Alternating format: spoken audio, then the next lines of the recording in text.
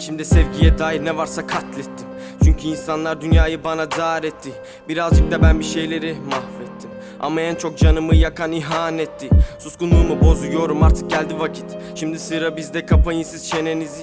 Kendi yarattığım nefretin oldum esareti. Belki zamanla delirtir beni toplumun cehaleti.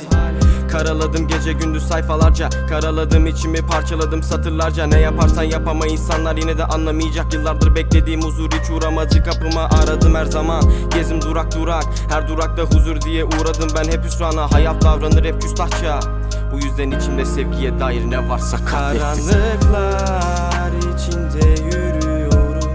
Hırsım bedenimi ele geçiriyordu. Buna karşı koymak istemiyordum. Çünkü beni güçlü ve acımasız kılıyordu. Karanlıklar içinde yürüyorum.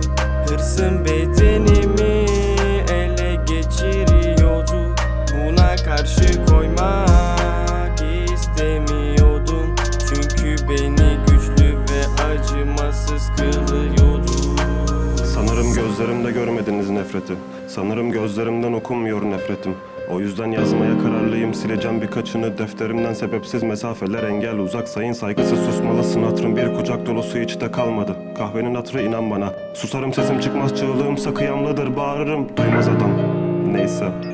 Sekte minimal düzeyde öfke düzenim. Hariciye metalik atan kuryacı. Lakin hiçbir şey düzelmedi. Yine de beynim içinde yineledim. Çok değil, günlerim ezele mevzi derin. Tek dağıttığını vuran hizam. Mektebinde ders öğren, mevzu uzar sızan yaram değil. Öfke nöbetlerimin esiri kıyamam. Ve huzurum artık tek düze yaşam ve ruhum.